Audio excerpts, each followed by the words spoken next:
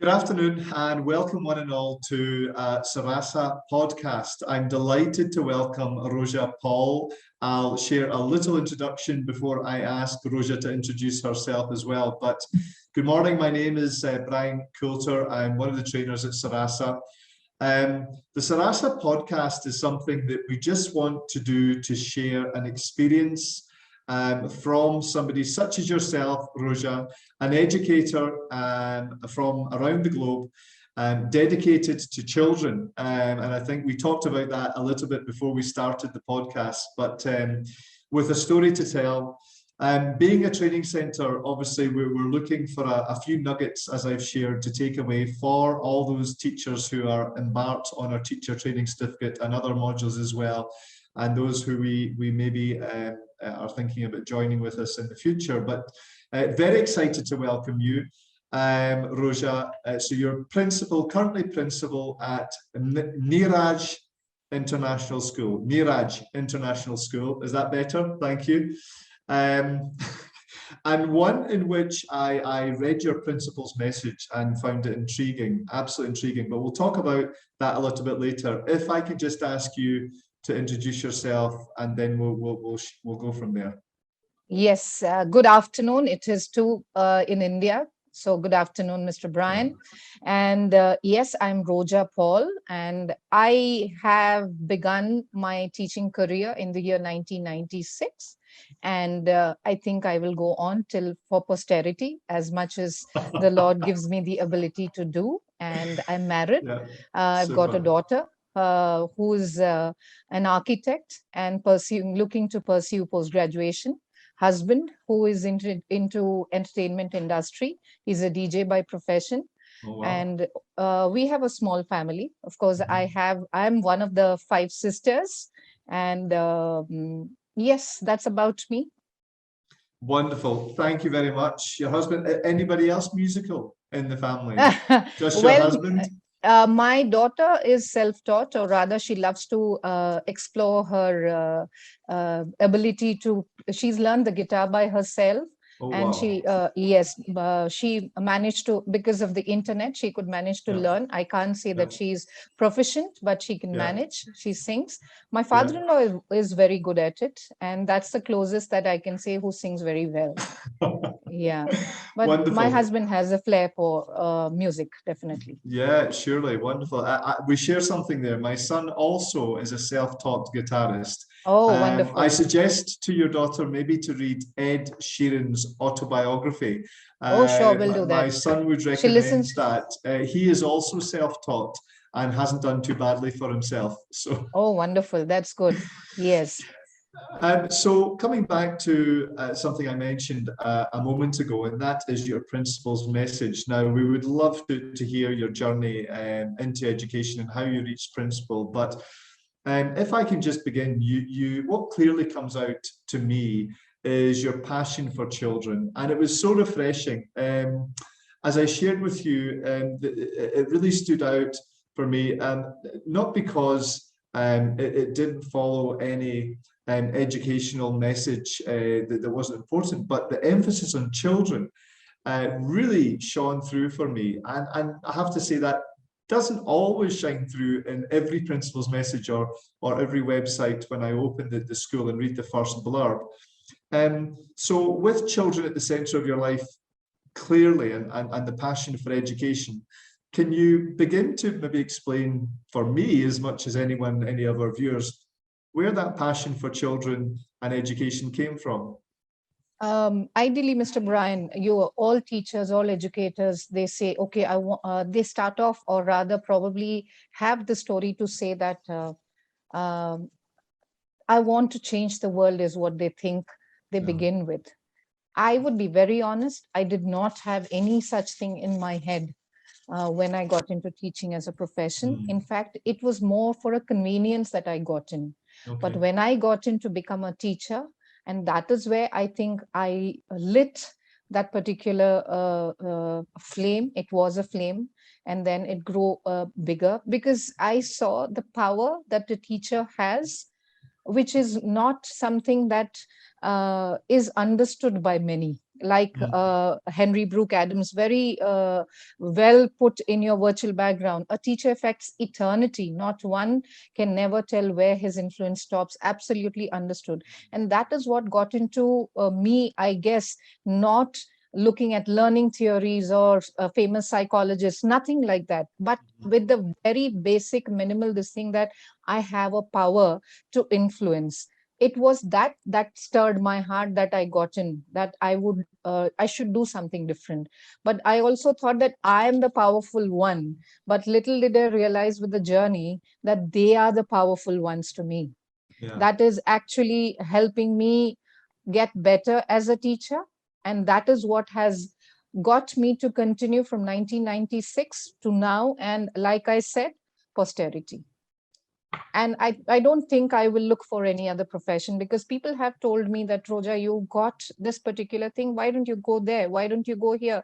But it never got me to look at another profession at all. Not once. Yeah. Not once. I think there are a few wonderful messages there. If I can leave the power of the teacher part for a second and return to that, but relating it to how you began your career, because of course you're quite right in saying that many teachers begin their journey not always because of that is their first choice, or they have a real desire to go back to the classroom, having left the classroom as students themselves. So that isn't always the first choice, and we find that in education, obviously, and today more so than ever, where teachers, professionals from many backgrounds are coming to the education and to this field and this profession, and sometimes not always a first choice. So interesting to tease that out. Now, you mentioned the power of a teacher, and I did notice as well in your teacher message, your principal's message, sorry, that you also talked about the power of a school and how much that can change and how much a teacher can change. So would you mind sharing, so from that rather prophetic start, how that grew? You know, you talked about a flame and how that grew, and that passion and that desire to be a teacher and to want to really grow in this field. How did that journey move from teacher to then possibly looking at a bigger picture, you know, using that power further afield possibly, and moving towards the role that you're in just now? Mr. Brian, I think when I started, it was more of something to kill my time. It wasn't to take it as a profession or to be, if I can say, be successful in it. It was something that grew within me with every child that I was dealing with. That yes, I felt that year after year, that there is more for me to fill within with every child that I'm teaching.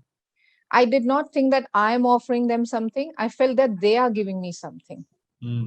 So it actually, I lived by day. And when I realized, oh, this is beautiful, oh, this is beautiful, oh, this is beautiful. So that thirst continued. That this is not enough, let me continue. This is not enough, let me continue. And it was not that I was looking for a promotion. It was not that I was looking at an end result. That's my target. That was never there. Okay, yeah. So I did it because I wanted to make a difference to that one particular child or that particular batch. That is how this thing. It came as an added advantage that I was being taken higher and higher and higher. So I started off as a homeroom teacher, for teaching all the subjects, barring the languages, that is Hindi or Telugu. I was teaching everything, though I'm qualified to teach only science and English. But I continued to teach because when I knew that I didn't understand a particular aspect, whether it is social science or any other subject, I chose to do the research because I felt the way I deliver it, the way I give it to the child, I'm starting with a zero. So I may be parallel with the child or maybe equal to the child. So I'm working on those areas. So I'm helping the child understand and together learn. So we will learning and understanding it together. So that is how I continued, and I still live it, actually. I still live it. I'm teaching grade 10 English presently also. And it gives me lot of pleasure. That one particular period or two periods, 1 hour, 20 minutes gives me a lot of happiness, because um, I'm learning. That's what gives me that urge to continue. Wonderful. I will come back to the last point that you made about continuing to teach as a principal. I think that is quite profound and certainly resonates with myself and one or two previous principals who stand out in my mind. But if we can go to that part of your journey, because clearly the passion for teaching and working with children resonates, and you know, when we make that, there has to be a decision at some point. When you're a teacher, and although you said you were on a journey and you were taken on a journey towards principal and towards that position, I think for most of us, and correct me if I'm wrong, but for most of us, there is a point where we need to decide. So what sort of thought, what was your thought process? Because to feel so passionate about children and being in the classroom, and then as we see so many wonderful teachers leaving I the will share classroom with you an to anecdote. lead. And yeah. Yeah. I will share with you an anecdote which will probably help you understand what I was going through. As a teacher, we also were participating in a lot of community outreach activities. So we have this around Christmas, where we encourage students to contribute either in kind or in time. So in kind, when we did manage to collect grocery, so it was, we had identified a few orphanages to go and give it to them. And I felt that we were on the upper hand. I'm giving. But when I went over there, and they were very happy. But it was not that they were, if I may use the word very carefully, they were not greedy, or rather, it wasn't like that. I felt I'm going there to give, but I felt I'm the one who's the lower one. Those are the children who didn't have what they require, or the basic necessities also were not there. But when we went over there, the value and that came across is, yes, I thank you for it. I thank you for it. They taught me that the children are more giving than what we as adults are. So whether it is values, whether it is academic, or whether I think I could list out quite a few. So that is what has helped me continue with this particular thing. So those kind of incidents, I've had many wherein I was at the receiving end, with the thought that I went in, oh, I'm going to give. Children are going to be happy. They are going to really benefit out of what I'm going to give. No, it wasn't like that. It was the reverse. And that is when I kept, it kept continuing within me. No, this is something this child is going to teach. This is something this child is going to teach. And it still continues, Mr. Brian. So that is what helps me, go on. So taking that and for a minute, just returning to your current position, and then possibly considering one or two words of wisdom for those teachers embarking on a journey, or considering promotion, or considering moving into leadership, etc. You talked about still teaching. I think the answer we can understand, but what drives you to still teach? Being a principal is quite a busy job. Probably the understatement. I mean, how do you find time, and what drives you to continue to remain in the classroom as you do? When I go to the class, I'm not the giver. I'm the receiver. I'm the receiver. And that is why I work for, so the administrative aspect of it helps me understand whether the child in the class is benefiting out of all that we do. So it gives me the ground level reality. It is like a two-edged sword. It gives me one aspect of the teacher's this thing. Am I able to sit in the shoes or stand in the shoes of a teacher? And I'm also able to figure out whether the students are benefiting out of what we do.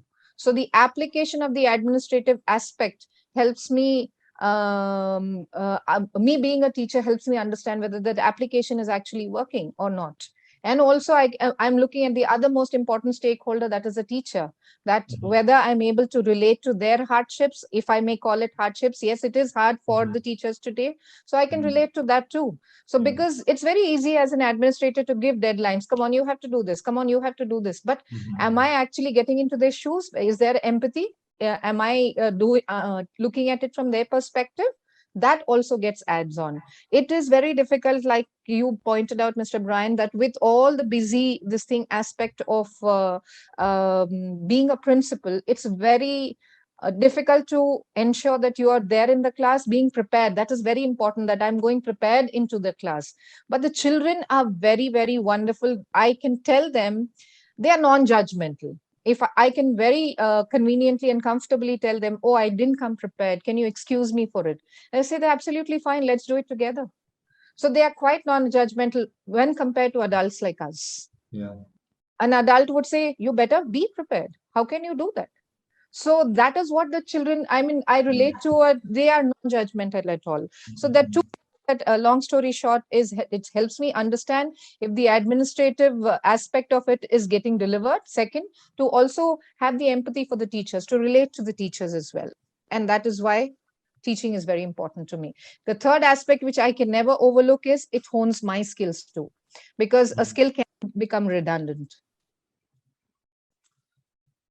Wonderful. I don't need to add anything to that. I mean, really, anyone who's listening, I hope you're note-taking at this point. I'm certainly going to watch it back. And the word that stands out really that you shared, and I was thinking it, in all honesty, before you said, I thought it when you told us your story about teaching and teaching many subjects and learning even the subjects that you weren't trained in specifically or an expert in. And that struck me as a teacher with an empathetic value and an empathetic approach. And I think that strand of empathy is probably strung through your whole career, from teaching to leadership and where you are now. And I absolutely love the way that you approach children, in the sense that you view that as you are the receiver. Wonderful. Can we then maybe try and contextualize and give a couple of nuggets to those, if not that we haven't already, I have to say. But for those teachers, a teacher's life is busy, as we both alluded to, and I don't think there are too many teachers who would disagree with that. Of course, many professions are busy for different reasons, but there are also, I think, bottleneck parts throughout the academic year where we really feel stress, those report times and exam times and everything else that we juggle. For a teacher who is really striving to grow and to develop, but just feels they can't find a route, a path. We talk about a growth pathway, or that sort of terminology is shared. Is there any advice that you'd give a teacher in any way who is looking to develop the career, who is maybe aspiring to anything from be a better teacher or move into leadership or principal, as you have?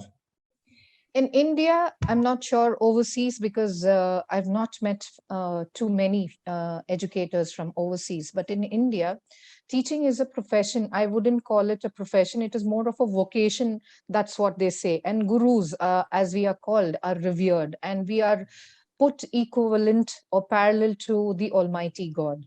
So that is the reverence gurus receive. Is it true today? I don't think, Mr. Brian. The sad part is there was a time when Guru could say something and it should be done. It should and must be done. So the entire outlook or the perspective or the position the gurus or the teachers were given has changed over the time. Gone are the days when people, like I pointed out, that I have come into this field to change the world. No, it is not that. However, it is not very different. It's not very different in the teaching profession.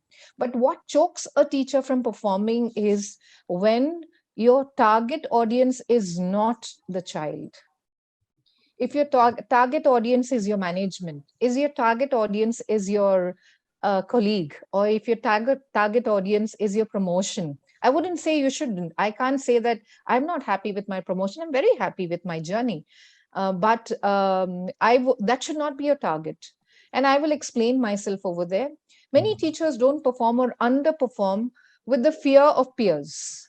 Okay, they will think that I'm trying to please the management. They will think that I'm doing this to please the teacher, their fellow colleagues, or I'm doing this to please the parents. But the target instead is the child. That is this what I have done is enough for the child to have moved from point A to point B, then I think the job for a teacher, or rather being in this profession, will do the job, will be successful, I would say. That would be my formula. Because I have seen over the years, the teachers don't perform for all these fears. And when the child is not the target audience, then I'm afraid, even though you may be a principal, but I don't think, probably there are other principals who have grown and have been seated over there. I can never have a teacher coming to me and saying, mentioning to me, ma'am, that's not possible. And I would show them how it's possible, because I have been there and done that. So they cannot tell me that, no, ma'am, it's not done. And I will show it to them how it is done, not with the pride, but because I was at the ground level, and so I can help them. So it is another aspect about teachers, or rather people not taking up teaching as a profession, is we are in the eye of the storm, as in the education is the most important project. One of the tagline of one of the schools over here is, invest into your most important project of your lifetime, your child's education, is one of the tagline.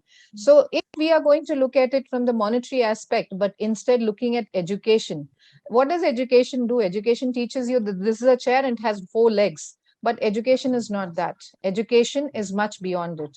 How can I be a better person tomorrow? How can I be a problem solver tomorrow? That's what education should do to a person. Education should not be creating more problems. So if that is this thing, that perspective that the teacher has, then I think it will. But sadly, most teachers, I would say 7 out of 10 teachers, have the management perspective. Is the management looking at me? Am I doing it for them? So there is, that is what. But instead, if I say what I have worked on a plan, is it going to help me deliver the content concept in a very child-friendly way? Then I think the job is done. These promotions are all will come by itself. All come by itself. Absolutely. I think that's wonderful, wonderful advice. Just to sum up one or 2 points, the notion of keeping the children at the center of what we're doing, performing for the children. It is very difficult. There's no doubt about it, with performance management, with teaching standards. And I know those are being revised in India. We're heavily involved in that here at Suraasa at the moment. And of course, inspections and then expectation from ourselves. And I think also, if I may add, that the expectation that sometimes teachers put upon themselves in the performance is something that can hinder development if it's not shared. And I think that, focusing on the children, keeping the focus of what you do at all times on the children, what helps us sleep at night, really, I think, as teachers, is when we know in our gut. We don't really need a rubric or a checklist to know if we've delivered a good lesson. As teachers, we know it, we feel it, and we can sleep at night if we have delivered, if we know we've supported the children as best we can. And as you rightly say, if we're doing that, then any perception, be it whoever the stakeholder, parent, management, anybody else, if they're looking in and looking at a teacher dedicated and focused fully on the children, I don't think we'll go too far wrong with that. And if I may add, you really are still doing it. You mentioned, if a teacher comes to you with advice and I can't do that, and you share because you've done it, you haven't just done it, you're still doing it, and you're still walking the walk. And It's been wonderful talking to you before the podcast, and you've certainly shared some new points and a wonderful perspective, I think, on education and teaching for teachers and all those considering entering the field as well. So thank you so much for your time. Pleasure, pleasure. I'll look forward to having more conversation with Absolutely. you after We'll the look forward. podcast. But for the sake of delivering the podcast, we better bring this to a close. Hopefully you might come back on for another episode at some point. Absolutely, yes. And then we could talk further into learning theories or pedagogies. Yes, definitely. Wonderful. Thank you very much indeed. Pleasure. Thank you, Mr. Brian. Thank you.